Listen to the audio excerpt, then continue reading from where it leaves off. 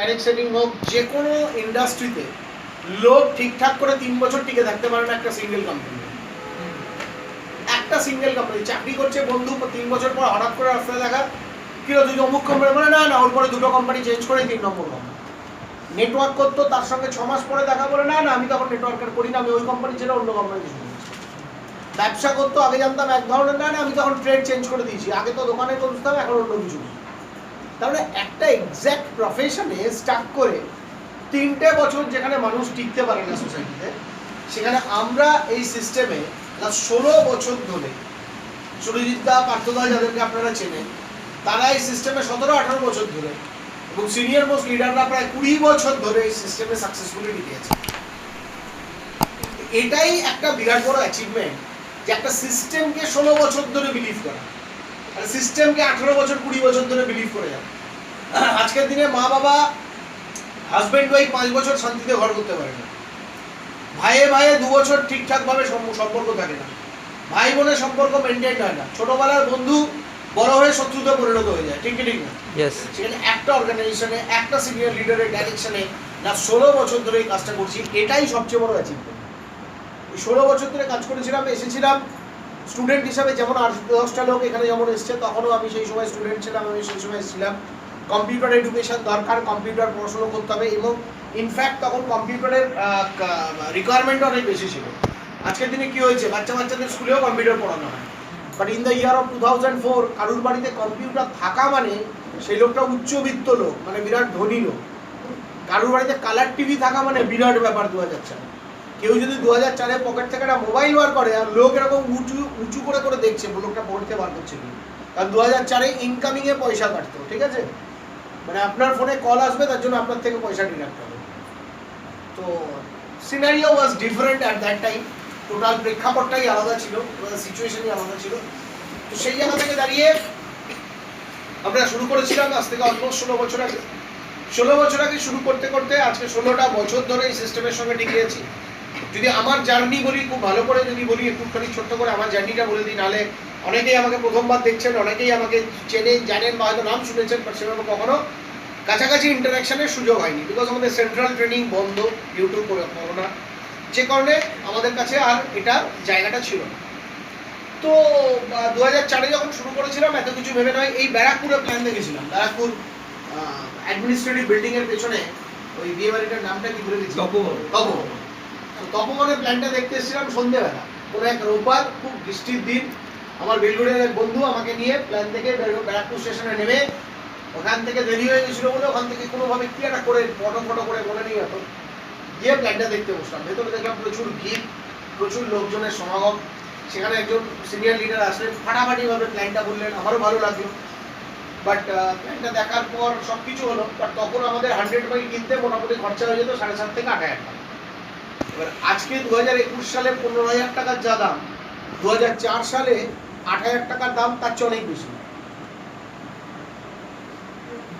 Clear? যদি 2004-এর সমস্ত মানে প্রয়োজনীয় নিত্য পণ্যদ্রব্য যেগুলো আমাদের সবসময় লাগে, সেগুলোর যদি একটা ট্যালি করা হয়, 2004-এ যা তার দাম ছিল, আজকে 2021-এ কিন্তু সেটা প্রায় 5 গুণ ডেভেলপ করে গেছে। তখন বাসে উঠলে 2 টাকা লাগতো, আজকে বাসে উঠলে কত লাগে ইনফ্যাক্ট আমি জানি না, বাসে চলি না, স্টেলে উঠলেও তো মনে হয় 10 টাকা, 8 টাকা 10 টাকা। ট্রেনের টিকিট তখন মনে হয় 2 টাকা ছিল, আজকে মনে হয় উঠলেই 5 টাকা। তখন একটা স্টেশন 2 টাকা ছিল, আজকে উঠলে 5 টাকা, মানে প্রায় 2.5 গুণ ডেভেলপ করেছে। বাসের ভাড়া 2 টাকা থেকে 10 টাকা, মানে 5 গুণ ডেভেলপ করেছে। 2004-এ যে স্ট্যান্ডার্ডের চাল, এগুলো দিয়ে তো বেসিক জিনিস, যে স্ট্যান্ডার্ডের চাল মোটামুটি 20 টাকা 25 টাকা কিলোতে পাওয়া যেত, আজকে সেই স্ট্যান্ডার্ডের চালের দাম 60 থেকে 65 টাকা কিলো হয়ে গেছে। Yes or no? তাহলে সেই জায়গা থেকে 2.5 গুণ বৃদ্ধি পাওয়া উচিত ছিল, 2.5 থেকে 3 গুণ বৃদ্ধি পাওয়া উচিত ছিল, আরো বেশি 5 গুণ বৃদ্ধি পাওয়া উচিত ছিল, সরি। সেখানে দাঁড়িয়ে 20,000, আজকের দিনে 16,000 টাকা, আর সেই সময় 8,000 টাকার মূল্যের আকাশ পাতাল তফাৎ ছিল। ন্যাচারালি আমার কাছে প্রবলেম ছিল। আমার বাবা ক্যালকাটা স্টেট ট্রান্সপোর্টে চাকরি করতে, বাবা রিটায়ারমেন্ট হয়ে গেছিল, বাড়িতে দাদা সেরকম কিছু করে না, আধা বেকার, টুকটাক কিছু করে। তো ন্যাচারালি ঘরের পরিস্থিতি তখন যথেষ্ট টানাটানির মধ্যে চলে। এই ঘরে এরকম মানুষের পরিস্থিতির মানুষ এখানে প্রচুর থাকতেই পারে। তো তখন ন্যাচারালি 8,000 টাকা যেই প্রশ্নটা আসলো, এটা একটা ঝটকা খেয়ে গেলাম। ঝটকা খেয়ে আমি খানিকটা আশাহত হয়ে, প্ল্যানটা ভালো লাগলেও আশাহত হয়ে বাড়ি চলে গেলাম। এবার 2004-এ আজকে যখন বাড়ি চলে যায় কোনো প্রসপেক্ট, তখন কি অ্যাসোসিয়েট তাকে ছাড়ে? নো। হ্যাঁ। 2 দিন 3 দিন 5 দিন 10 দিন 15 দিন যতক্ষণ না হ্যাঁ বলছে ততক্ষণ ফলো আপ চলে তো। ইয়েস। বাট 2004-এ আমাদের ট্রেনিং সিস্টেম এতটা পাওয়ারফুল ছিল না। ন্যাচারালি ট্রেনিং পাওয়ারফুল না থাকার জন্য ন্যাচারালি এটাও হতো না, ফলো আপ হতো না। তো আমার বন্ধু আমার বাড়িতে আমি বললাম টাকার প্রবলেম, আমাকে বলে গেল ঠিক আছে তাহলে তুই টাকা জোগাড় কর, টাকা জোগাড় হয়ে গেলে বলিস। কেউ বলবে কোনোদিন টাকা জোগাড় হয়? দাদা টাকা জোগাড় হয়ে চলে আসি, যা আপদ বিদে হয়েছে। এবার আমি চললাম এইভাবে করতে করতে। বাট একটা জিনিস দেখলাম, আমার এরিয়া থেকে 2 থেকে 4, 4 থেকে 8, 8 থেকে 16 প্রচুর লোক কিন্তু অ্যাডমিশন নিচ্ছে এবং তারা অ্যাচিভমেন্ট করছে। কেউ বাইক কিনছে, কেউ মোবাইল কিনছে। এটা বিরাট বড় একটা পজিটিভিটি আমার মধ্যে গ্রো করতো। বাট আমি বুঝে গেছিলাম আমি গরিব ঘরের ছেলে, আমার পক্ষে এইসব কাজ করা সম্ভব নয়। বিকজ এই কাজটা করার জন্য 8-9 হাজার টাকা যেটা লাগে সেটাই আমার দেওয়ার ক্ষমতা নেই। আমার কাছে একটা ব্যাংক অ্যাকাউন্ট ছিল সেন্ট্রাল ব্যাংক অফ ইন্ডিয়া, সেখানে 4,500 টাকা ছিল। আর ফ্যামিলির কন্ডিশন এমন কিছু ছিল না যেখানে দাঁড়িয়ে আমি বাবা মার কাছে বলতে পারি যে আমাকে এই টাকাটা দেওয়া হোক। তো ন্যাচারালি আমি আর ব্যাপারটা নিয়ে ভুলে গেছিলাম। প্রায় 7 থেকে 8 মাস ধরে আমার ফলো আপ হয়েছিল এইভাবেই হতে হতে হতে হতে একদিন একটা চূড়ান্ত ফলো আপ হলো রাত্রি 12:30 1টার সময়। কি হতো সেই সময়, ওই কারেন্ট ফারেন্ট অফ হয়ে গেলে রাস্তায় বেরিয়ে না লোক, সব এত গরম, কারেন্ট অফ হয়ে হঠাৎ করে কোনো একটা কারণে কোনো লোকাল ফল্ট হয়েছে, বলছে যে কালকে সকালের আগে কারেন্ট আসবে না। এত প্রচন্ড গরম, কারোর ঘুম আসছে না। তারপরে সবাই রাস্তায় বেরিয়েছে। সেই সময় যে আমাকে প্ল্যান দেখিয়েছিল সে আর তার আপলাইন তারাও রাস্তায় ওই সময় জাস্ট ক্যাজুয়ালি হাফ প্যান্ট পরে টি শার্ট পরে ঘুরে ঘুরে বেড়াচ্ছে। আজকে সারা ঘুম নেই, এলাকায় কারেন্ট আসবে। আগে এগুলো খুব হতো, এখন আর হয় না। ওই সময় হঠাৎ করে দেয়, এই হঠাৎ করে দেখো আমাকে সাইডে নিয়ে গেল। রাত্রি 12:30 থেকে 2টো অব্দি ফলো আপ চলবে। Different kind of emotional aspect. আবার নিজেকে আজকের দিনে বুঝতে পারি এই ফলো আপটা সত্যি খুব দরকার ছিল। হয়তো সেদিন যদি ফলো আপটা না খেতাম সেদিন তাহলে হয়তো এই সিস্টেমে আসাই হতো না। তাই পরের দিন ঠিক করলাম যে না, আর এটা যেহেতু পাড়ার সবাই আমার খুব ক্লোজ, তাদেরকে মিথ্যে কথা বলার মতো আমার সাহস ছিল। মিথ্যে কথা বলবো, কাল তো আবার মুখোমুখি দেখা হবে। এটা মিথ্যা হ্যাঁ বলছি বলে না বলবো, কিন্তু আবার কালকে মুখোমুখি দেখা হবে, তখন তো চোখের দিকে চোখ তাকানো যাবে না। মাথায় হ্যাঁ ঠিক আছে নেবো বলে তো দিলাম। এবার আছে 4,500, 500 টাকা ব্যাংকে রাখতে হবে। 4,000 টাকা তুললাম, তখনও তো লাগে প্রায় 3,500-4,000 টাকা। কোথায় পাবো? তখন ওই অফলাইন আমাকে বললো, তখন পাড়ায় লোকাল কোঅপারেটিভ হতো, আমি জানি না তো আপনারা জানেন কিনা। পাড়ায় লোকাল কোঅপারেটিভ, সেই কোঅপারেটিভ থেকে 3% 4% ইন্টারেস্টে ধার পাওয়া যেতে পারে। আমি 3% ইন্টারেস্টে আরো 4,500 টাকা ধার করলাম। তারপর 4,500 টাকা 3% ইন্টারেস্টে ধার করলে মান্থলি ইন্টারেস্ট কত হয়? 1,300 টাকা প্রায়। বিকজ আমি কিছু টিউশন ফিউশন করতাম, আমি যদি মাসে 1,300 টাকা আমি দিয়ে দিতে পারি। আমি যেটা বুঝিনি ওটা ইন্টারেস্ট, আসলটাও তো শোধ করতে হবে। যাই হোক, ঘুমে পড়ে পরের দিন হয়ে গেল, অ্যাডমিশন হয়ে গেল, ড্রাফট কাটা হয়ে গেল। এবার কি হয়, একটা দীর্ঘদিনের অনভ্যেস। জীবনে কোনোদিনে কোনো কাজ আমরা ফোকাস করে করি না তো। কোনোদিন কোনো কাজ আমরা ফোকাস করে করি? জীবনে খেলাধুলোর সুযোগ সবাই পেয়েছি, কেউ ফোকাস করে খেলাধুলো করিনি। পড়াশোনার সুযোগ সবাই পাচ্ছি, কেউ ফোকাস করে পড়াশোনা করছি না। খুব ভালো ছবি আঁকে এখানে অনেক ছেলেমেয়ে থাকতে পারে, বাট জীবনে ছবি আঁকাটাকে টাইম পাস হিসাবে দেখেছে, সেটাকে নিয়ে কোনোদিন ক্যারিয়ার তৈরি করার মানসিকতা তৈরি করেনি। অনেক আছে খুব ভালো আবৃত্তি করে, বাট আবৃত্তিটা তার স্কুলের ওই অ্যানুয়াল ফাংশনের গন্ডি পর্যন্তই থেকে গেছে, বড় জোর পাড়ার রবীন্দ্র জয়ন্তী অব্দি থেকে গেছে, তারপরে আর এগোয়নি। যে আবৃত্তি দিয়েও আমি পার্থ ঘোষ, ঘড়ি ঘোষ হতে পারি, আবৃত্তি করেও আমি একটা জয় গোস্বামীর জায়গায় পৌঁছতে পারি, সেটা কিন্তু কেউ ভাবেনি। এখানে অনেক মহিলারা আছেন বা মেয়েরা আছেন খুব ভালো রান্না করতে পারেন, ইয়েস অর নো? ইয়েস। এখন তো ইউটিউব দেখে নতুন নতুন রান্না করা ফ্যাশন হয়ে গেছে, প্রত্যেকটা বাড়িতেই হয়। বাট কিছু কিছু মানুষ আছেন মানে যা কিছু রান্না করবে, মানে পটলের খোসাও যদি বেটে খাওয়ায় মারাত্মক লাগে, ইয়েস অর নো? কারণ কারো হাতের একটা আলাদা কারিশমা থাকে। বাট এই মেয়েটা বা এই হাউসওয়াইফ বা এই মেয়েটি এই যে রান্নাটা ভালো করছে, সবাই তার প্রশংসা করছে তো, আশপাশের বাড়ির লোক যারা খাচ্ছে, কোনো অতিথি এলে, বাট সে কোনোদিন ভাবছে না এটা নিয়ে আমি ক্যারিয়ার তৈরি করতে হবে। সে ভাবছে আমি ভালো রান্না করছি, ওই কিছু শুকনো প্রশংসা আমার জন্য আসবে, দ্যাট ইজ এনাফ। বাট রান্না করেও সে যে কোনোদিন সঞ্জীব কাপুর হতে পারে, রান্না করেও সে যে একদিন কোনোদিন সুদীপার রান্নাঘর চালাতে পারে, এটা কোনোদিন ভাবছি না। ওটা তো একটা ব্র্যান্ডিং হয়েছে। দেখি না জি বাংলায় হয় সুদীপার রান্নাঘর বলে একটা রেস্টুরেন্ট আছে, সেখানে আমি খেয়ে এসেছি। ঠিক আছে, বিরাট কিছু ব্যাপার না, যতটা দেখানো হয় ওরকম কোনো টেস্ট না, বাট ঠিক আছে। বাট এখানেও প্রচুর মেয়েরা আছেন বা হাউসওয়াইফরা আছেন যারা হয়তো ওর চেয়ে অনেক ভালো রান্না করেন, বাট সেই ভিশনটা নেই যেটা নিয়ে আমি ক্যারিয়ার বানাতে পারি। ইয়েস, আমারও তো একটা দীর্ঘ এত বছরের অনভ্যেস, জীবনে কোনো কাজ সিরিয়াসলি করিনি।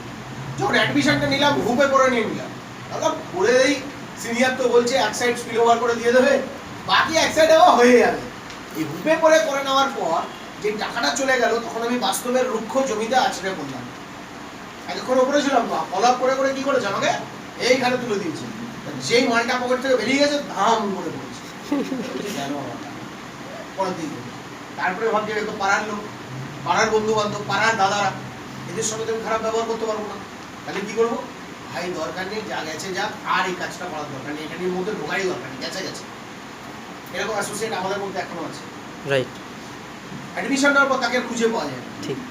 তুই যতই ডাকবি, যতই ফোন করবি, হ্যাঁ আসছি বলে আর আসে না, কোনো কারণ নেই, কিন্তু কোনো কারণ নেই আসে না। অ্যাকচুয়ালি কি, ও যখন পয়সাটা দিয়েছিল ফলো আপ করে ওরা কাছে তুলে দেওয়া হয়েছিল, যে পয়সাটা বেরিয়ে গেছে ধাম করে পড়েছে, বাস্তবে রূপ করে দিয়ে বলছে এই কাজটা হয় না, আমার টাকা করতে ফেল হয়েছে, মানে স্মার্ট ভ্যালুর কথা বলছি না, অন্যান্য ডিফারেন্ট কোম্পানি করতে ফেল হয়েছে, এটা হয়েছে, এটা দরকার নেই বাবা, আমি আবার 10 জনের টিম বানাবো, যদি না হয় তারা যদি আমাকে এসে 10টা কথা শোনায়, আচ্ছা আমারটা গেছে যা, আমার আর এদের সঙ্গে কনভিকশন রাখার দরকার নেই। ইয়েস আমি ঠিক।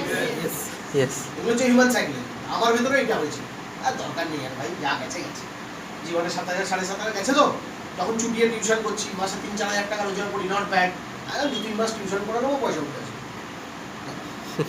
বলে আমি পুরো সাইলেন্ট হয়ে গেছি।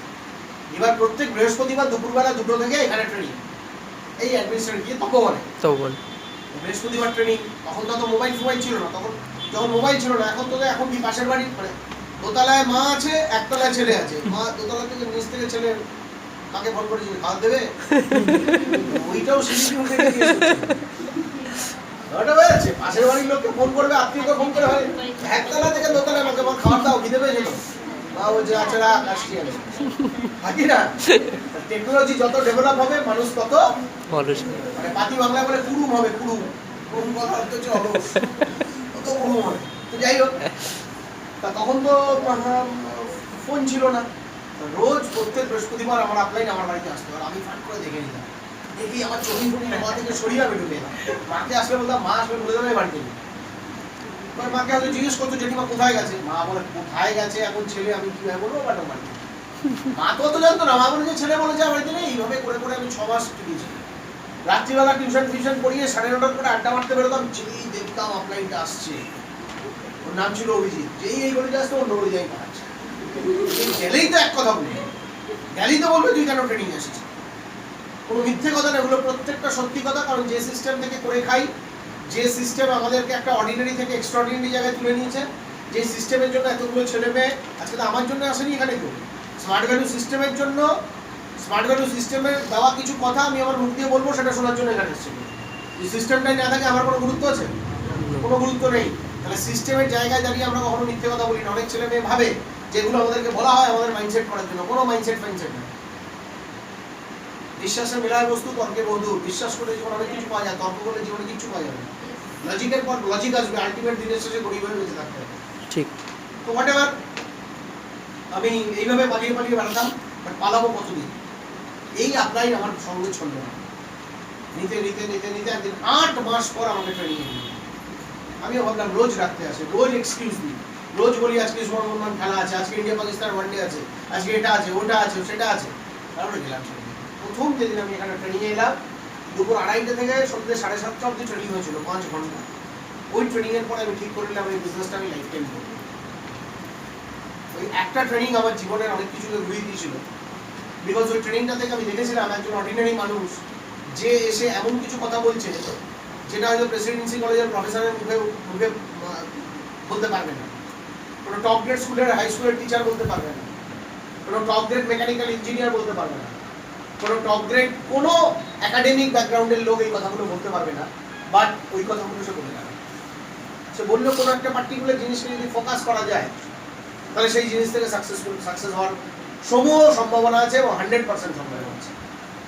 সেখানে পিন পয়েন্ট ফোকাস করে জীবনে কাজটা করতে হবে। তারপরে সে কিছু উদাহরণ দিল, তেন্দুলকারের উদাহরণ দিল, অমিতাভ বচ্চনের উদাহরণ দিল। তখন দেখলাম হ্যাঁ, এই কথাগুলো তো ঠিক। এর আগে আমিও তো পড়াশোনা করেছি ভালো স্কুলে, ভালো কলেজে, কোথায় আমাকে কিন্তু কোনোদিন কোনো টিচার শাহরুখ খানকে দিয়ে উদাহরণ দিয়েছে? কোনোদিন কোনো টিচার? টিচারদের মুখে একই কথা ছিল, ভালো করে পড়াশোনা কর, জীবনে বড় হতে হবে। টিচার কোনোদিন বলেনি পিন পয়েন্ট ফোকাস না করলে জীবনে বড় হতে পারবি না। টিচার কোনোদিন নিরুৎসাহিত করেনি একটা ছেলেকে দেখছে সে যখন ক্লাসে অঙ্কের ক্লাস হচ্ছে, সে ক্লাসের জানলা দিয়ে বাইরে ফুটবল ম্যাচটা এভাবে দেখেছে। তাহলে সেই টিচারের বোঝা উচিত যে এই বাচ্চাটার বা এই ছেলেটার বেসিক ইনস্টিংক্টটা হচ্ছে অঙ্ক নয়, বেসিক ইনস্টিংক্টটা হচ্ছে মাঠের ফুটবল। তাহলে সাথে সাথে গেম টিচারকে ডেকে এনে বলা উচিত যে এই ছেলেটির ফুটবল খেলার প্রতি অসম্ভব নেশা আছে, তুমি একে মাঠে নিয়ে যাবে। একে জোর করে চার দেয়ালে রেখে এর অ্যাকচুয়াল যে ট্যালেন্টটা সেটাকে আমরা নষ্ট করছি। কোনোদিন কোনো টিচার বলেছে মাথায় ঢুকছে না, ওকে ডাস্টার দিয়ে পিটিয়ে পিটিয়ে অঙ্ক মাথায় ঢোকায়, আর মাথায় ঢুকে না, আপনি পেটালে ঢুকবে। যে ছেলেগুলো ভালোভাবে পড়াশোনা করছে তাদেরকে তুমি উৎসাহিত করো, তাদেরকে তুমি ফার্স্ট আরো ভালো করো, তারা যাতে জগৎ সভায় মানে ভারতকে একটা বিরাট জায়গায় নিয়ে যায়, বিরাট বড় সায়েন্টিস্ট হয়, বিরাট বড় টিচার হয়, প্রফেসর হয়। তো যে ছেলেটা ফুটবল তার স্বপ্নে, যে ছেলেটার স্বপ্ন ক্রিকেট, যে ছেলেটার স্বপ্নে হয়তো অন্য কোনো জিনিস, তাকে তুমি জোর করে অঙ্কের ক্লাসে বসিয়ে, ইংরেজি ক্লাসে বসিয়ে তাকে তুমি দিগ্গজ বানাবে, এটা সম্ভব? যে কাজটার মধ্যে আমরা আনন্দ খুঁজে পাই না, সেই কাজটার থেকে কোনোদিন কোনো সাকসেসফুল মানুষ তৈরি হতে পারে? আজকের দিনে কেন ছেলেমেয়েরা 98% ছেলেমেয়েরা ফেইলিওর হয় পড়াশোনাতে? বিকজ কেউ আনন্দ নিয়ে পড়াশোনা করে না, সে পড়াশোনা করে মজবুরিতে, বাই কম্পালশন। আমি যদি পড়াশোনা না করি বাবা মা বকবে, আমি যদি পড়াশোনা না করি মাসি মেসো কাকা কাকিমা আমাকে যাতা কথা বলবে, আমি যদি পড়াশোনা না করি পাড়ায় যদি কি জিজ্ঞেস করে কিরে কি করছিস, বলতে পারবো না। এই কালচার বন্ধ হওয়া উচিত। আগামী দিনে এই দিন আসবে যে একটা ছেলেকে জিজ্ঞেস করাবে কিরে কি করছিস, সে বলবে না আমি কোন ক্লাসে পড়ি, সে বলছে আমি ফুটবল খেলছি, এই ফার্স্ট ডিভিশনে ফুটবল খেলি, এটা তার পরিচয় হবে। আগামী দিনে যখন কোনো ছেলেকে জিজ্ঞেস করাবে কিরে কি করছো, সে ছেলেটা হয়তো বেকার হয়ে ঘুরে বেড়াচ্ছে, তাকে জিজ্ঞেস করাবে সে কি করছো, তখন যাতে সে বলতে পারে আমি নেটওয়ার্ক মার্কেটিং করছি। Yes.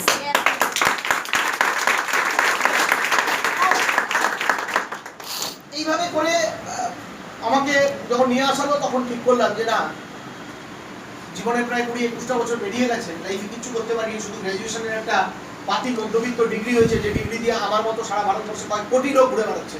তাহলে আমার ভিতরে কি ইউনিক আছে যার জন্য আমি চাকরিটা পাবো? কি এক্সট্রা কোয়ালিটি আছে যার জন্য আমি চাকরিটা পাবো?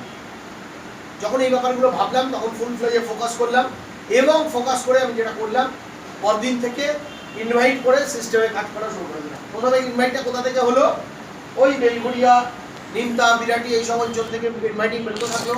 আস্তে আস্তে বিজনেস সোদপুর, আস্তে আস্তে ব্যারাকপুর হয়ে, আস্তে আস্তে বিজনেস বারাসাত, আস্তে আস্তে বিজনেস এই অঞ্চলে উত্তর 24 পরগনার ডিফারেন্ট ছোট ছোট টাউনগুলোতে বিজনেসটা ছড়াতে থাকলো। ছড়াতে ছড়াতে তখন আমাদের সিস্টেম কি ছিল? আজকে তো আপনারা একটা অফিস পান, আজকে তো আপনারা ডাকলে সিনিয়র লিডার হাতের কাছে পড়ে আছে, পাঠ্যভূমি one of the finest leader of smart value, যাকে ডাকলেই হাতের কাছে পাওয়া যায়।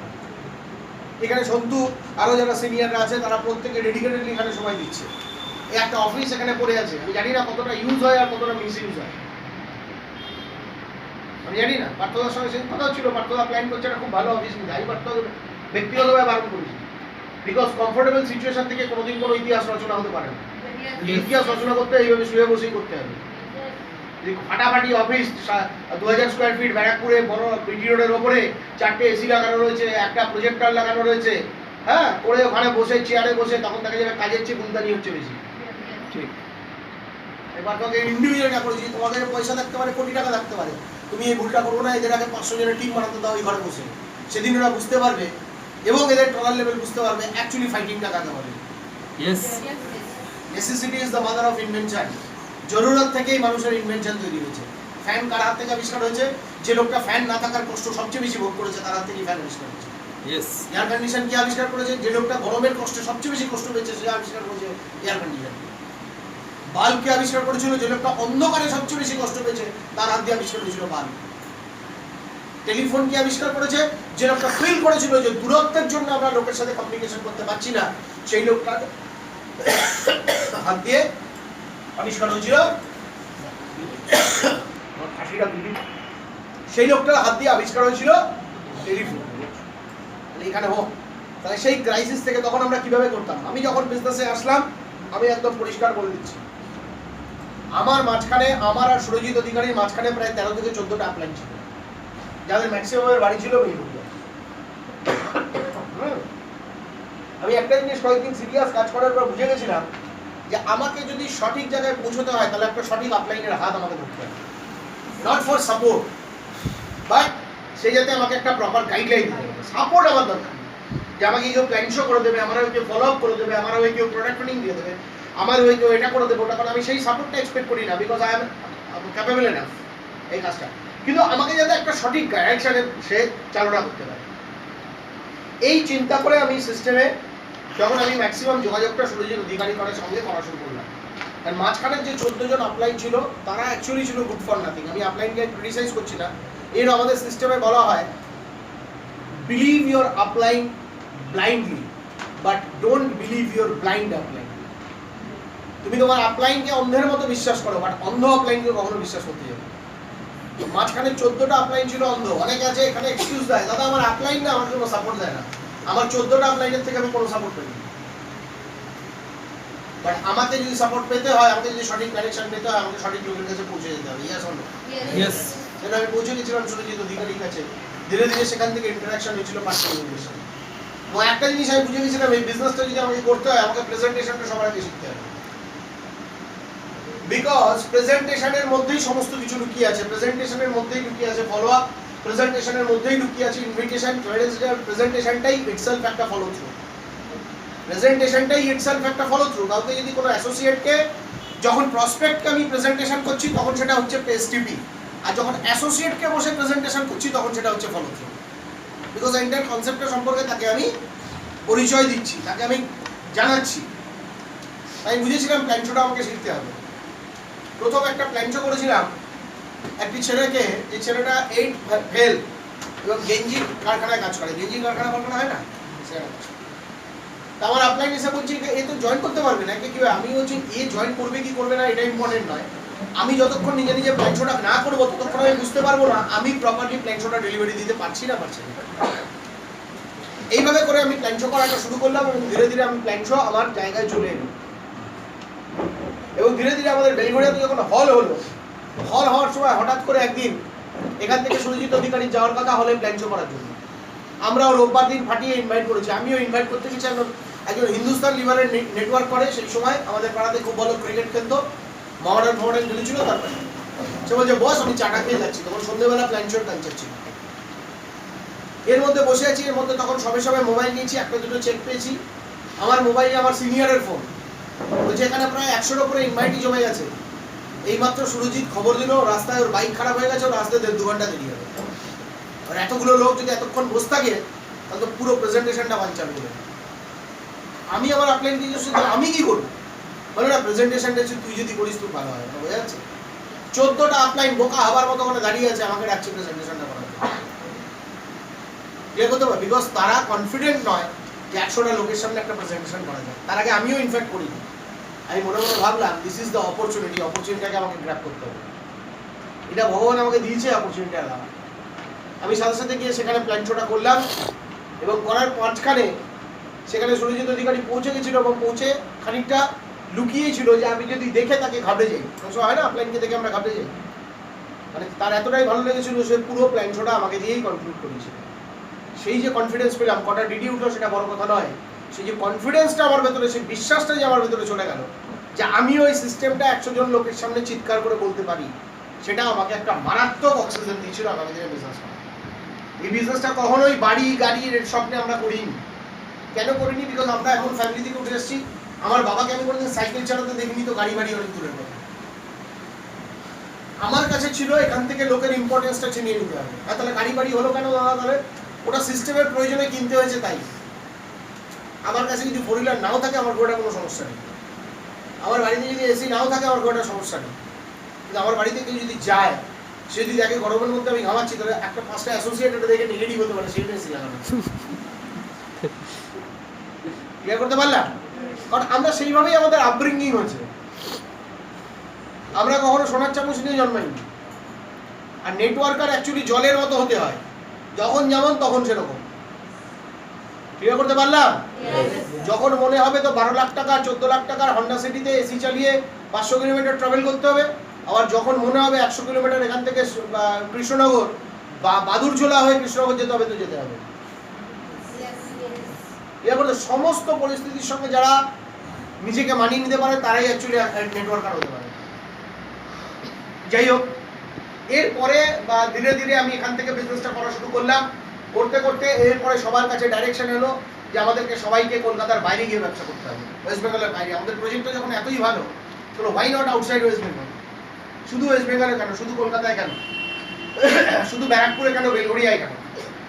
বিজনেসটা আমাকে ছড়িয়ে দিতে হবে অ্যাক্রস ইন্ডিয়া। এই চিন্তা ভাবনা নিয়ে চলে যাওয়া হলো আসাম। সুরজিৎ অধিকারী, পার্থ ভৌমিকরা তাদের সমস্ত কল্পিতর্বা ঘুরিয়ে তারা আসাম চলে গেল, এবং আমার কাছেও সেই অর্থে সেরকম কোনো কন্ট্যাক্ট ছিল না। তারপরে আমি আমার একটা বন্ধুর কন্ট্যাক্ট ধরে আমি সেখান থেকে চলে গেলাম ত্রিপুরা। ত্রিপুরায় গিয়ে ব্যবসা করলাম, বাট তখন এক্সপিরিয়েন্স হয়তো কম ছিল। আমি 2004-এ অ্যাডমিশন নিয়েছি, 2006-এ আমি চলে গেছি ত্রিপুরা। করতে পারলাম। এখানে অনেক ছেলে মেয়ে আছে যারা জীবনের প্রথম 4 বছর নিজের শহর, নিজের টাউনটা ছেড়ে বেরোতে পারে না। মানে ব্যারাকপুরের ছেলে মেয়ে, সে এখনো ব্যারাকপুর থেকে বেরিয়ে গিয়ে সামনগরে ব্যবসা করেনি, ব্যারাকপুর থেকে বেরিয়ে গিয়ে কৃষ্ণনগরে ব্যবসা করেনি, রানাঘাটে ব্যবসা করেনি, শ্রীরামপুরে ব্যবসা করেনি, চুচুড়াতে ব্যবসা করেনি, ব্যান্ডেলে ব্যবসা করেনি। ব্যান্ডেলের ছেলে এখনো বর্ধমানে গিয়ে ব্যবসা করেনি। কিভাবে হবে? আমাকে তো বিজনেসটাকে ছড়াতে হবে, রাইট? তো আমিও 2 বছরের মধ্যে চলে গেলাম, প্রচুর ইম্যাচুরিটি ছিল। তারপরেও ওখানে সিস্টেমের এতটাই পাওয়ার, সেই সিস্টেমের পাওয়ার থেকে প্রায় 250 থেকে 300 জনের টিম তৈরি করা হয়েছিল। অসম্ভব কষ্টকর, বিকজ ত্রিপুরা সেই সময় মারাত্মকভাবে ডিস্টার্বিং ছিল। ত্রিপুরা ডিস্টার্বিং ছিল এই জন্য সমস্ত রকমের ডিফারেন্ট কাইন্ড অফ প্রবলেমের তখন ত্রিপুরাতে মারাত্মক ধরনের উগ্রপন্থীর সমস্যা ছিল।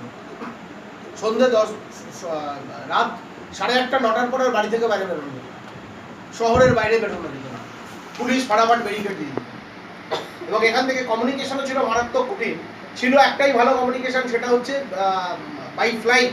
বাট ফ্লাইটে তখন আমাদের এফোর্ড করার মতো পরিস্থিতি ছিল। তাহলে আমরা এখান থেকে কীভাবে যেতাম? লোকাল মানে ট্রেন ধরে, স্লিপার ক্লাসের ট্রেনে চড়ে গুয়াহাটি থেকে বাসে করে, সে বাস কতক্ষণ লাগবে? 35 ঘন্টা 36 ঘন্টা বাসে জার্নি করে ত্রিপুরায় ঢুকতে হবে, আগরতলায়, ত্রিপুরার রাজধানী। এবং সে আগরতলায় যখন যাতায়াত হতো, সেটাও কোনো প্লেন রোড নয়। যেমন বিটি রোড যদি এখান থেকে চলে যাই আমি কলকাতা শহর, তো বিটি রোড ধরে প্লেন রোডে যাবো, তো ওখানে এক একটা পাহাড়কে অতিক্রম করে করে আমাদের যেতে হবে। এবং এক একবার যখন যাচ্ছি, এক একটা টার্নে 16 বার 17 বার করে আমরা বমি করতাম। লাস্টের দিকে আর কিছু বেরোতো না, বিকজ পেটে কিছু নেই, সব বেরিয়ে গেছে। আর কি বেরোবে? শুধু জল বেরোচ্ছে। এত ভিড় ছিল যে ছিল না, সিটে বসলে এত টাকা, আর যদি সিট না হয় 2টো সিটের মাঝখানে মোড়া লাগিয়ে দেবে। মোড়া জানি বাড়িতে এখন আর পাওয়া যায় না, বেতের মোড়া হয়, সেই মোড়াতে যদি বসে যাই তাহলে 100 টাকা পাও। তখন 100 টাকাও তো ইম্পর্টেন্ট ছিল, সিটেও পর্যন্ত বসতাম না, মোড়ায় বসে চলে গেছিলাম। আমি জানি না কোথা থেকে এই পজিটিভিটি, কোথা থেকে এনার্জি এসেছিল, এটা ভগবান দিয়েছিল। বিকজ তখন সিস্টেম থেকে না কিছু পেয়েছি, না কিছু অ্যাচিভমেন্ট হয়েছে, কিচ্ছু না। একটা অজানা জিনিসকে পাওয়ার আনন্দে হোক, পাওয়ার উত্তেজনায় হোক, এই কাজগুলো করে ফেলতাম। সেখানে গিয়ে 200-250 জনের টিম হলো। বাট পরবর্তী সময় সেই টিমটা সমস্তই আমার চেয়ে বয়সে বড়, এবং প্রত্যেকেই সেখানে সরকারি কর্মচারী। তারপরে সেই টিমটাকে সুইচ করার মতো ম্যাচুরিটি আমার কাছে ছিল না। খানিকটা খালি হাতেই আমি 2006 সালে ত্রিপুরা থেকে ফিরে এলাম। 2004, 2006, হ্যাঁ 2005-এ গেছিলাম ত্রিপুরা। আমি 1.5 থেকে 2 বছর করে ব্যবসা করেছি, তারপরে আমি ফিরে এসেছি with the support of Surajit Adhikari, Partha Bhowmik, all seniors. তারপরে আমি ফিরে এলাম। ফিরে যখন এলাম তখন আবার খালি হাতে। আমার একটা সাইডে বিজনেস হচ্ছে, সুশান্ত ধর ফাটিয়ে ব্যবসা করছে, আসামের আশিস দাস, আপনার নাম শুনে থাকবেন, তারা সব ফাটিয়ে ব্যবসা করছে। বাট আমি সেখান থেকে কিছু করে উঠতে পারছি না। আর এই দুনিয়া না প্রচন্ড খারাপ। যতক্ষণ এই জীবনে আপনি কিছু অ্যাচিভ না করবেন, আপনি সারা জীবন ইগনোর থেকে যাবেন। মানে আপনাকে সবাই ইগনোর করবে, আপনাকে সবাই ক্ষমা ঘেন্না করবে। স্মার্ট ভ্যালুতেও এই জিনিসটা আপনার সাথে হবে যে আপনার ফ্রন্ট লাইন আপনার চেয়ে বেটার টিম পেয়ে যায়, তখন দেখবেন সেখান থেকেও আপনাকে ইগনোর হতে পারে। এটা খুব স্বাভাবিক। জীবনে পারফর্ম করলে অ্যাটেনশন পাওয়া যায়, পারফর্ম না করলে অ্যাটেনশন পাওয়া যায়। আরও ভুল কথা বললাম, সাকসেসফুল হলে অ্যাটেনশন পাওয়া যায়, সাকসেসফুল না হলে অ্যাটেনশন পাওয়া যায়। সৌরভ গাঙ্গুলির মতো সারা কলকাতা শহরে অন্তত 500 লোক এখনো হসপিটালে তাদের হার্টের অসুখের সঙ্গে লড়াই করে চলেছে, কেউ তার খবর রাখে? সৌরভ কি খাচ্ছে, রাত্রিবেলা ঘুমোচ্ছে কিনা, কপিস পাউরুটি খেলো, কতটা স্যুপ খেলো, কপিস চিকেন খেলো, সব খবর আমাদের কাছে আছে। বিকজ আফটার অল লোকটা সাকসেসফুল। তাহলে এখানে একটা জিনিস মাথায় নিয়ে কাজ করতে হবে। এখানে প্রচুর ছেলেমেয়েরা আছে হেভি সেন্টিমেন্টাল। সিনিয়র একটু কিছু বলে দিল বা সিনিয়র ট্রেনিংয়ে ডাকলো না, হেভি সেন্টিমেন্ট নিয়ে বসে আছে। এসব পাতি ঠুনকো সেন্টিমেন্ট রেখে লাভ নেই। আপনার সেন্টিমেন্টের মর্যাদা সেদিন আপনি পাবেন যেদিন আপনি সাকসেসফুল হবেন। ইয়েস। আনটিল আনলেস আপনি ফেইলিওর, আপনার সেন্টিমেন্টকে পাত্তা দেবে না সারা পৃথিবী। ইভেন আপনার পরিবার, ইভেন আপনার মা বাবা, ইভেন আপনার আত্মীয় স্বজন, ইভেন আপনার স্মার্ট ভ্যালুর আপলাইন, ইভেন আপনার টিম, কেউ আপনার সেন্টিমেন্টকে পাত্তা দেবে না আনটিল আনলেস আপনি যতক্ষণ না সাকসেসফুল হচ্ছেন। তাহলে আমি যখন এখানে আসলাম, যখন আমি স্ট্রাগলিং, তখন এখান থেকে Sushanta Dhar crown achiever, Ashis Das crown achiever, different leader বেরিয়ে গেছে। বাট ন্যাচারালি আমি সেখান থেকে কিছু করতে পারিনি। ন্যাচারালি আমার সিস্টেমের প্রয়োজনীয়তা এবং আমার সিস্টেমের উপযোগিতা যথেষ্টভাবে কম। এগুলো মনে আঘাত দিল, বাস্তবটাকে ভাবতাম যে আমি যখন কিছু করে উঠিনি, তাহলে ইম্পর্টেন্স। আচ্ছা একটা কথা বলুন তো, ইম্পর্টেন্স গুরুত্ব পাওয়া যায় না ছিনিয়ে নিতে হয়? এই কথাটা সবাই বোঝে, বাট কথাটা কেউ কাজটা সেই অনুযায়ী কাজটা কেউ করে না। সম্মান পাওয়া যায় না, সম্মান ছিনিয়ে নিতে হয়। ভালোবাসা পাওয়া যায় না, ভালোবাসা ছিনিয়ে নিতে হয়। আপনি আপনার ক্যারেক্টার, আপনি আপনার ভালো মানুষ হওয়ার যে যে গুণাবলী আপনার ভিতরে ডেভেলপ করলে লোক এমনি আপনাকে ভালোবাসবে। Yes or no? আপনি ভালো মানুষ হলে উল্টো দিকের লোকটা অটোমেটিক্যালি আপনার সঙ্গে ভালো ব্যবহার করবে। তাহলে পৃথিবীতে কোনো কিছু এমনি পাওয়া যায় না, পৃথিবীতে সবকিছু নিজের ক্যারিশমা দিয়ে ছিনিয়ে নিতে হয়। তাহলে আমি এই জিনিসটা বুঝে গেছিলাম যে আমাকে কিছু করতে হবে, আনটিল আনলেস ততক্ষণ পর্যন্ত আমি পাবো না। আবার 2007 থেকে শুরু করলাম, জিরো থেকে ব্যবসা করা। 2004-এ শুরু করেছিলাম, 2004-এ শুরু করে জিরো আপ টু 2007 পর্যন্ত I was nothing, I was nowhere. আবার এই জিরো থেকে আমি স্টার্ট করলাম, বিকজ মোটিভেশনটা কোথায় ছিল? এবার হয়ে গেছিল অন্যরকম একটা জেদ, যে 3টে বছর 4টে বছর যখন দিয়েই দিলাম, যখন কিছু হলোই না, এবার তো এটা শেষ দেখে ছাড়তে হবে। যে 6 মাসের মধ্যে সিস্টেম থেকে বেরিয়ে যেতাম, দ্যাটস ডিফারেন্ট থিং। চলো ভাই, সময় গেল না, ইউথ টাইমটা গেল না, বাট 4টে বছর যখন দিয়ে দিয়েছি, নাও এই সিস্টেমটার শেষ দেখে আমি এই সিস্টেমটা দেখে বেরোবো। কি হবে? আবার জিরো থেকে খালি হাতে ত্রিপুরা থেকে ফিরে এলাম। এখানে একটা ছেলেকে ডিডি জমা দেওয়ার জন্য কি করতে হয়? কলকাতা অফিসে গিয়ে বিলিং করলে ডিডিটা পাওয়া, প্রোডাক্টটা পাওয়া যায়। আর আমরা ত্রিপুরা থেকে পেমেন্ট নিয়ে এসে কলকাতা অফিসে জমা করতাম, তারপরে তার প্রোডাক্ট কলকাতা অফিসে তুলে বাড়িতে এনে রাখতাম, তারপরে মাথায় করে কাঁধে করে ওই প্রোডাক্ট নিয়ে গিয়ে ত্রিপুরায় আবার লোকের কাছে পৌঁছে দিতাম। জীবনে অনেক কিছু কষ্ট করে পেতে হয়েছে বলে আমাদের এই পজিশনটা তৈরি হয়েছে। এখনকার ছেলেমেয়েরা অনেক ইজিলি সবকিছু পেয়ে যায় বলে ওদের জায়গাতে করা বড় কিছু তৈরি করতে পারে। সবকিছু ইজিলি এখানে চলে আসছে, লাইট, ফ্যান, পাখা, সমস্ত কিছু চলছে। এখানে এসে বসে গেল, ট্রেনিং নিয়ে নেবো, বাড়ি চলে যাবে, everything is available.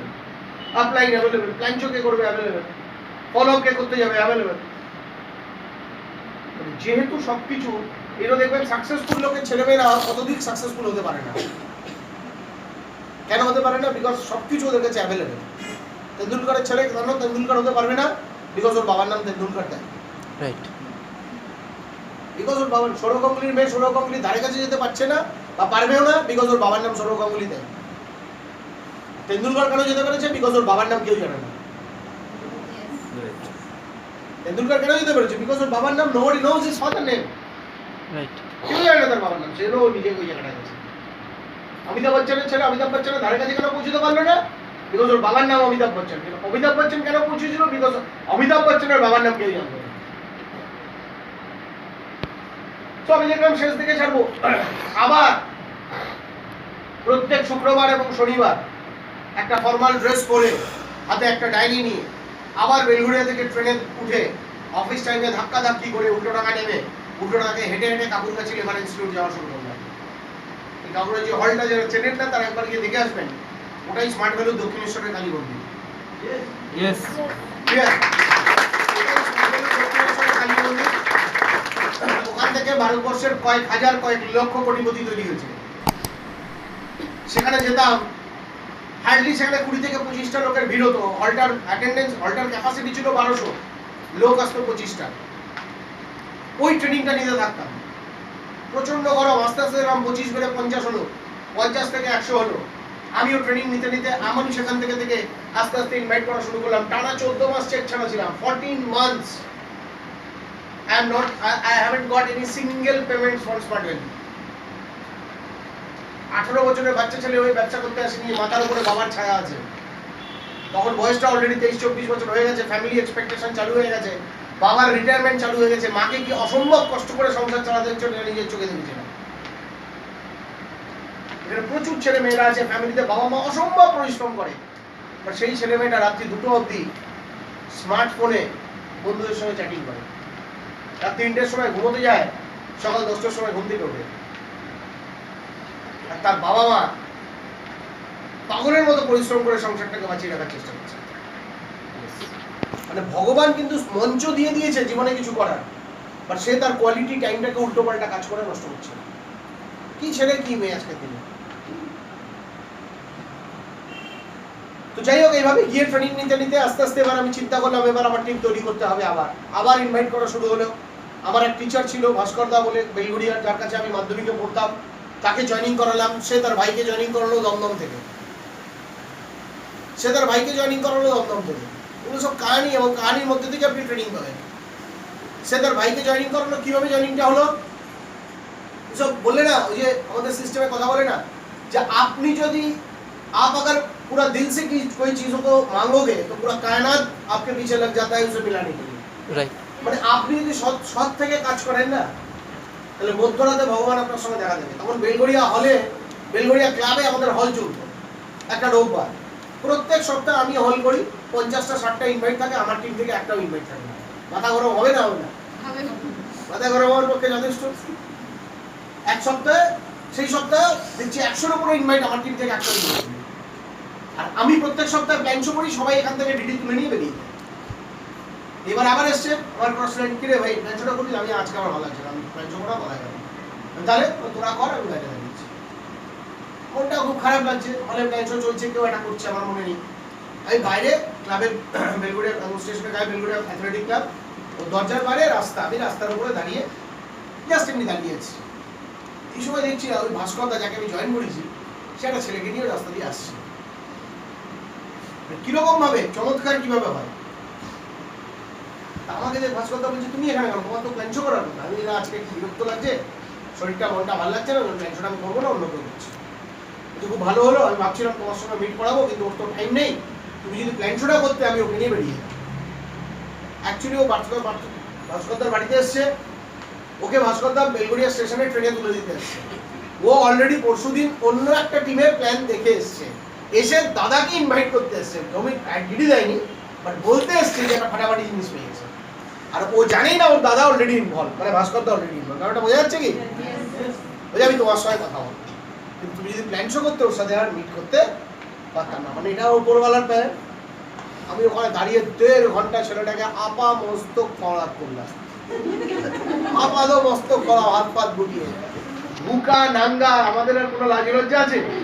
14 mass check নেই, খেতে পাচ্ছি না, ঠিক আছে, কোনো জায়গা থেকে কোনো হোপ নেই।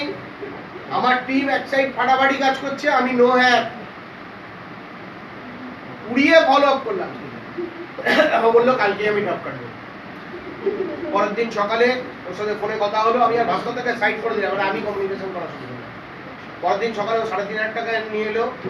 3,500 টাকা নিয়ে ড্রাফট কেটে বাকি পার্ট পেমেন্টটাকে কনফার্ম করার জন্য বললাম, এবং ধীরে ধীরে ও তার পরের দিনই পুরো টাকাটা পেমেন্ট করে দিল। এই চলে এলো সিস্টেমে। ওর বাড়ি কোথায়? দমদম। এবার বললো, দাদা আমার দমদমে খুব খারাপ হলো, 1-150 কন্ট্যাক্ট আছে, তুমি কি আমাকে সাপোর্ট দেবে? তুমি 100% যেখানে করবে সেখানে। তোমার বাড়িতে বললে বাড়িতে প্ল্যান শো করবো। তখন তো এসব অফিস কনসেপ্ট ছিল না। আরে খাওয়ার পয়সা নেই, অফিস চালাবো কেন? তখন কি আপলাইন এসে আমাকে সাপোর্ট দিয়ে অফিস চালাতো? এসব কনসেপ্টই ছিল না। লোকের বাড়িতে গিয়ে প্ল্যান শো করতে হবে। লোক মুখের ওপর দরজা বন্ধ করে দিয়েছে, খাতা খুলতে দেয়নি। Lot of time we have seen this kind of situation, যে আমরা গিয়ে প্ল্যান শোটা করতে বসছি, আমার হাত জোর করে বলছে প্লিজ আসুন। আমাদের এখন এসব শোনার সময় নেই। প্রচন্ড খারাপ লাগতো। পরে ভাবতো ওই লোকটা কে, আমাকে কি বলবো না বলবো তাতে আমার কি যায় আছে, ওর সময় জীবনে আমার দেখাই যাবে, কি যায় আছে? লজ্জা ঘৃণা ভয় দিন থাকতে নয়। করে ওকে এবার সাপোর্ট দেওয়ার জন্য ধীরে ধীরে আমার বিজনেসটা চলে গেল দমদমে। কোথায় প্ল্যান শো দেখাবো? কচুরির দোকানে বসে প্ল্যান শো দেখাচ্ছি, বড়ার দোকানের বেঞ্চে বসে প্ল্যান শো দেখাচ্ছি। একটা ভাঙা সিনেমা হল, তার পিছনে পাঁচিল একটা ভাঙা, সেই পাঁচিলের উপরে খাতা রেখে সেখানে প্ল্যান শো দেখানো হচ্ছে। প্ল্যান শোটা দেখাবো তার কোনো প্লেস ছিল না। এইভাবে করে করে সেই দমদম থেকে আজকের দিনে খুব খারাপ করে হলো। সেই সময় 2008-9 পর থেকে খুব খারাপ করলো। শুধু দমদম স্টেশন টু নাগের বাজারের মধ্যে খুব খারাপ করে আমি 2.5 থেকে 3,000 টিম।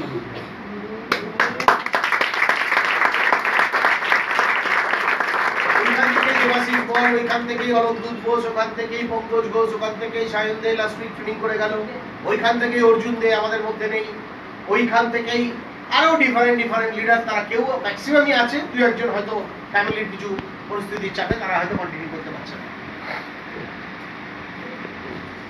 ক্লিয়ার করতে পারলাম?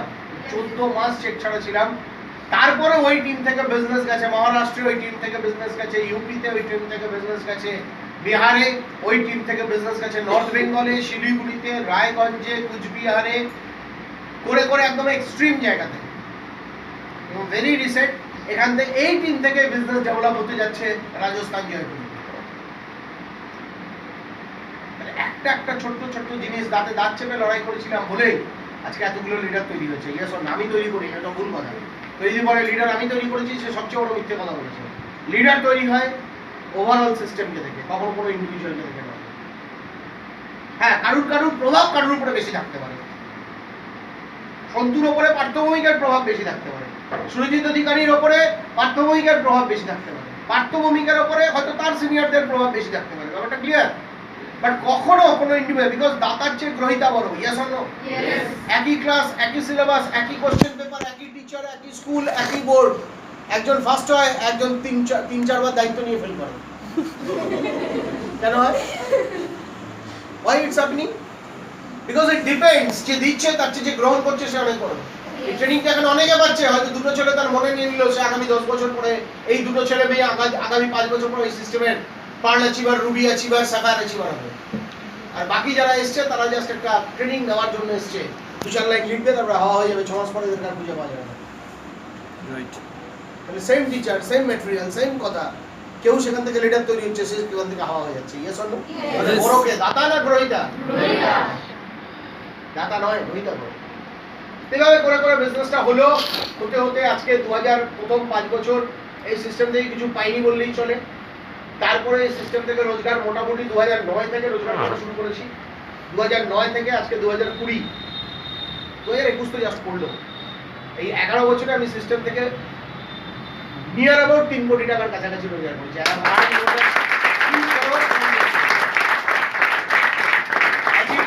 সাইকেল ছিল একটা, ঠিক আছে, বেলগুড়া থেকে সাইকেল চালিয়েছে, সোদপুর কল্যাণী রোডের মুখেও প্ল্যান শুরু করে দিয়েছে, সাইকেলে এসে ভাঙা সাইকেল ছিল, সেখান থেকে 2-3টে বাইক হয়েছে। 2010-এ গাড়ি কিনেছিলাম 5 লাখ টাকা দিয়ে, একটা মারুতি ওয়াগনার। 2015-তে আমি আমার সেকেন্ড কার কিনেছি, একটা 12 লাখ টাকার হোয়াইট কালারের হন্ডা সিটি, ওটা আমার ড্রিম কার। এবছর যে প্ল্যানটা আমি নিয়েছি, এবছর মার্কেটে সবাই একটু করোনার জন্য সবাই একটু কেমন একটা হয়ে রয়েছে না, ব্যাকফুটে এবছর একটা প্ল্যান নিয়েছি। আচ্ছা, তার আগে আমি যে পৈতৃক বাড়িতে থাকতাম সেটা খুব ছোট্ট একটা জায়গার মধ্যে আমি থাকতাম, যেখানে আমাদের থাকা সমস্ত কিছু নিয়ে একটা সমস্যা হতো, মধ্যবিত্ত বাড়িতে যা হয়। তারপরে আমি বেলঘড়িয়াতেই একদম স্টেশনের গায়ে প্রায় একটা 1200 স্কোয়ার ফিটের ফ্ল্যাট কিনেছি। আজকে দিনে ওটারও মোটামুটি আনুমানিক মূল্য প্রায় 50 লাখ টাকা, তার ভিতরে যা ইন্টেরিয়ার করা আছে। বাট এবার একটু বেটার জায়গায় শিফট করার চিন্তা ভাবনা হচ্ছে। হয়তো ভেরি রিসেন্ট একটা খবর পাওয়া যাবে, আমি মোটামুটি একটা বড় লেভেলের প্রপার্টি বুক করতে চলেছি। এখনো কিছু বলবো না, এটা যখনই করা হবে তখনই তার ফটোস সমস্ত কিছু গ্রুপে চলে আসবে। এবং ওই প্রপার্টি নেওয়ার পর আমি আবার নেক্সট কার নেবো, যে গাড়িগুলো মিনিমাম 22-24 লাখ টাকার উপরে, এমজি হেক্টর থেকে শুরু করে, সেটা মেবি স্কোডা হতে পারে, সেটা maybe BMW, maybe others Audi, এই ধরনের গাড়ি হতে পারে। সেটা আগামী 7 দিনের মধ্যেই আপনারা প্রত্যেক অন্তত সিনিয়ররা সন্তু এরা খবর পেয়ে যাবে থ্রু গ্রুপ বা থ্রু আমার থেকে হোয়াটসঅ্যাপ থেকে পেয়ে যাবে। এখন আমি কোন পজিশন, কি ধরনের ফ্ল্যাট, তার কি অ্যামিনিটিস, কত টাকা তার আনুমানিক মূল্য, এগুলো নিয়ে আমি কোনো আলোচনা করতে চাই। বাট এটা একটা আসছে কামিং সুন, ঠিক আছে। 300 স্কোয়ার ফিটের ফ্ল্যাটে থেকে পড়াশোনা করতাম বাড়িতে থেকে, 3 ভাই বোন ছিল, আমি বাড়ির ছোট। সেখানে কোনো ড্রয়িং রুম বলে কিছু ছিল না, বেডরুম বলে কিছু ছিল না। আজকে এই সিস্টেমের থ্রু দিয়ে 1200 স্কোয়ার ফিটের ফ্ল্যাটে থাকি, আগামী দিনে এই সিস্টেমের থ্রু দিয়ে হয়তো ইচ্ছে বড় ফ্ল্যাটে, মানে একটা যে ড্রিম প্লেস থাকার, সেই ধরনের একটা জিনিস হয়তো আমার জীবনে আসতে চলেছে। এখনো হয়তো লাগছে, বিকজ এখনো ব্যাপারটা কনফার্ম করি, যখন করবো তখন ডেফিনেটলি। তো এই অ্যাচিভমেন্টগুলো হয়েছে লাস্ট 12 বছরে 11 বছরে, প্রায় পৃথিবীর 13 থেকে 14টা কান্ট্রি ঘোরা হয়ে গেছে। শুরু করেছিলাম 500 উইক সেলিব্রেশনে, কোম্পানি নিয়ে এসেছিল Thailand, Hong Kong, Macau. Next year গেছিলাম দুবাই, তার পরের বছর গেছিলাম লন্ডন, তার পরের বছর গেছিলাম প্যারিস, সুইজারল্যান্ড, জার্মানি, তার পরের বছর গেছিলাম অস্ট্রেলিয়া, তার পরের বছর সাউথ আফ্রিকা, তার পরের বছর ইটালি, লাস্ট ইয়ার ঘুরে এসেছি রাশিয়া।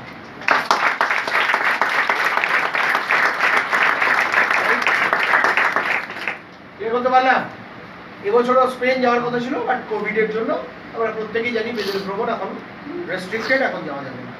এই ঘটনাগুলো ঘটেছে।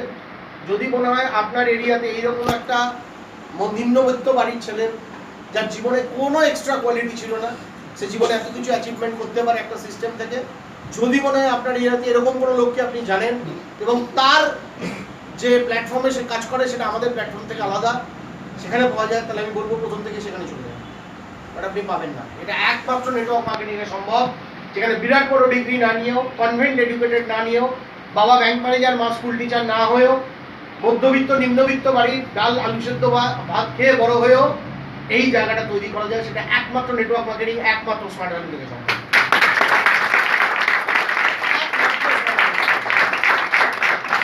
আপনি এটাকে কিভাবে দেখবেন? এই ঘটনাগুলো আমার সাথে ঘটেছে। আজকে শুধু এই ঘটনা নয়, এটা তো সমস্তই হলো মানিটারি, তার সাথে সাথে আরো অনেক কিছু স্যাটিসফ্যাকশন আছে জীবনে। আজকে ভারতবর্ষে 6 থেকে 7টা স্টেটে বিজনেস ছড়িয়ে গেছে। ভারতবর্ষে এমন কোনো এয়ারপোর্ট নেই যেখানে আমরা পা দিইনি। সপ্তাহে অন্তত 3 থেকে 4 বার আমরা ফ্লাইটে ট্রাভেল করি। আগে লোকাল ট্রেনের মান্থলি থাকতো তো, এখন ফ্লাইটের মান্থলি এসে গেছে। এমন কোনো জায়গায় যাবো না যেখানে এয়ারপোর্ট আছে, বাট তবু আমি বাই ট্রেন যাবো না, বাই এয়ার যাবো, বিকজ আমার কাছে time is more important than মানি। টাকার চেয়েও সময়ের মূল্যটা অনেক বেশি। এই আমরা লাস্ট লকডাউনের পরে আমরা বম্বে নাসিক প্রোগ্রাম করে এলাম, তারপরে গুয়াহাটি প্রোগ্রাম করে এলাম। এই 9 তারিখে আমি আবার ফ্লাইটে, সকালবেলা আমার দুপুর 11টার সময় আমার ফ্লাইট, আমি যাচ্ছি বেনারস।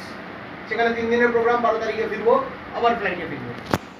তারপরে আমি যাবো নর্থ বেঙ্গল, একদম এক্সট্রিম কুচবিহার, ফালাকাটা, ধূপগিরি, লাটাগুড়ি, এই সমস্ত কিছু করে ফেরার সময় রায়গঞ্জ করে তারপরে বাড়ি আসবো। এই যে একটা মজা, সারা ভারতবর্ষের লোকের সঙ্গে ইন্টারাক্ট করা। যেই এয়ারপোর্টে যাচ্ছি অন্তত 50টা ছেলে এয়ারপোর্টের বাইরে ওয়েট করছে আমাদেরকে রিসিভ করার জন্য। আমরা কোনো পলিটিক্যাল পার্টির প্রতিনিধিত্ব করি না, আমরা ফাটাফাটি গান করতে পারি না, দারুণ গান ডান্স করতে জানি না, অসাধারণ আবৃত্তি করতে জানি না, কোনো এক্সট্রাঅর্ডিনারি কোয়ালিটি নেই। শুধু একটাই কোয়ালিটি আছে, স্মার্ট ভ্যালুর এই কাজটা লাস্ট 20 বছর ধরে করে, এই লাস্ট 16 বছর ধরে করে গেছি। আজকে সেই 16 বছরের ইঙ্গিত হচ্ছে ভারতবর্ষের যে কোনো এয়ারপোর্টে যাবো, বাইরে 50টা ছেলে ওয়েট করে আমাদেরকে রিসিভ করার জন্য।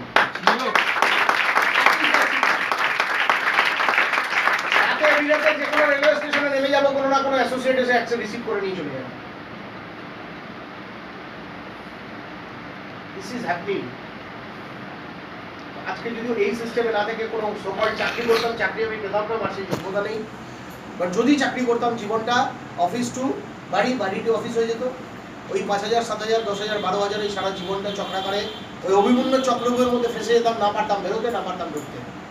আজকে চাকরিজীবী লোকেরা ফিল করছে এই করোনার বাজারে তাদের নেটওয়ার্ক মার্কেটিং আসা উচিত, বিকজ একটা জায়গাতেই ইন্ডিয়ান গভর্নমেন্টের যেটা রিপোর্ট এবছর, যে ডিউরিং লকডাউন গভর্নমেন্টকে সবচেয়ে বেশি ট্যাক্স দিয়েছে দুটো ইন্ডাস্ট্রি, একটা হচ্ছে অনলাইন ইন্ডাস্ট্রি আর একটা হচ্ছে নেটওয়ার্ক মার্কেটিং।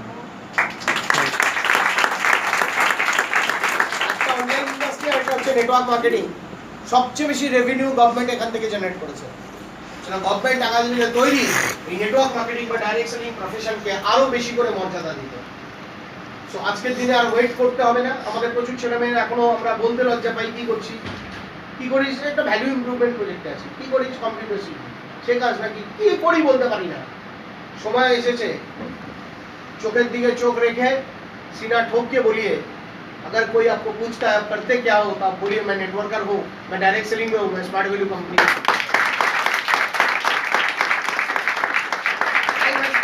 समय आ चुका है, ক্লিয়ার করতে পারলাম? সেই কারণে এই প্রত্যেকটা অ্যাক্টিভিটি হচ্ছে এবং আজও কাজ করি, আজও দিন রাত এক করে কাজ করার চেষ্টা করি, বিকজ এই জন্যই যে প্রচুর টাকা হয়তো রোজগার করেছি, বাট আমাদের এখানে কি আছে, আমাদের এখানে বিজনেসটা কখন হয় যখন আপনার চেয়ে বেটার প্লেয়ার আপনি আপনার টিমে তৈরি করে দেবেন। সেই বেটার প্লেয়ার তৈরি এবং সার্চিং করার মেন্টালিটি নিয়ে আজও করে যাই। এবং জীবনের শেষ নিঃশ্বাস পর্যন্ত এই সিস্টেমের সঙ্গে কাজ করব, জীবনের শেষ নিঃশ্বাস পর্যন্ত এই সিস্টেমকে কন্ট্রিবিউট করার চেষ্টা করব এবং শেষ নিঃশ্বাস পর্যন্ত প্রত্যেকটা অ্যাসোসিয়েট যাতে এখান থেকে বেনিফিটেড হয় তার জন্য মরণপণ চেষ্টা করে যাব। এই অঙ্গীকার, এই প্রতিশ্রুতি আপনাদেরকে দিতে হবে। তার জন্য এবার আপনাকে ডেভেলপ হতে হবে। তো আপনি আমার কাহিনী শুনলেন, আমার কাহিনী শুনে কি আপনার পেট ভরবে? আমার কাহিনী শুনে কি আপনার সাকসেস তৈরি হবে? আমার কাহিনী শুনে যে অনিশ্চয়তা আপনার বাবা মার চোখে মুখে ধরা পড়ে যে আমার ছেলেটা কি একটা করে, আদৌ কি সেখান থেকে কিছু করতে পারবে, আমার মেয়েটা কি একটা করছে, আদৌ কি সেখান থেকে কিছু হবে, সেই নিশ্চয়তা থেকে আপনাকে আপনার মতো করে টার্গেট সেট করতে হবে। আমি আমার কাহিনীটা কেন বললাম? I am not beating my own drums, আমি আমার ঢোল নিজে বাজাচ্ছি না। আমি বলতে চাইছি সিস্টেমটার পোটেনশিয়ালিটি কি, যে আমার মতো একটা হতদরিদ্র ঘরের ছেলে যার ভিতরে কোনো কোয়ালিটি নেই তাকে ওই রাস্তাগুলো থেকে তুলে নিয়ে এসে এত বড় জায়গায় ফেলতে পারে। তাহলে সিস্টেমটা ইটসেলফ কতটা powerful, is it clear? Yes. সিস্টেমটা ইটসেলফ কতটা powerful, is it clear? Yes. তাহলে সিস্টেমের সেই পাওয়ারফুল, সেই পোটেনশিয়ালিটিটা বোঝানোর জন্য আপনার সঙ্গে এত কথা বলা। আপনি কখনো ভাববেন না আমি কত টাকা রোজগার করেছি এই কথাটা বলছি। আমাদের মোটামুটি খুব খারাপ করলেও বছরে 1 কোটি টাকার প্যাকেজ তো থাকেই, বোনাস এবং কমিশন, তার সাথে সাথে একটা দুটো এসপিএল নিয়ে বছরে ওয়ান্স ইয়ার, এটা আমাদের কনফার্ম প্যাকেজ। আরে 1 কোটি বলছি, 1000 বলিনি, ওর 1 কোটি শুনে আই উঠছে। হ্যাঁ তোমায় বলছি 1 কোটি বলেছি, 1 কোটি টাকা প্যাকেজ। 1 কোটি টাকা রোজগার করে এরকম লোককে এত ক্লোজ ডিস্টেন্সে দেখেছো কোনোদিন এর আগে? আবার বলছি, নিজেকে বড় করলাম না, আমি বললাম সিস্টেমটা কত পাওয়ারফুল যে 1 কোটি টাকা আমার মতো ছেলে 1 কোটি টাকা রোজগার করতে পারে। যে কোনো একদিন একটা 1,500,000 টাকার চেক পাওয়ার জন্য মাথা ঘুরতো, ইয়েস অর নো? Yes. কোনো একদিন ভাবতো গ্র্যাজুয়েশন কমপ্লিট হওয়ার পর যদি একটা 5,000 টাকার চাকরি পেয়ে যায় ফাটাফাটি হবে। আচ্ছা সেই ছেলেটা দাঁড়িয়ে মানে কোনো রকম জড়তা ছাড়া, কোনো রকম ব্যাকলগ ছাড়া সে বলে দিচ্ছে বছরে 1 কোটি টাকার প্যাকেজ।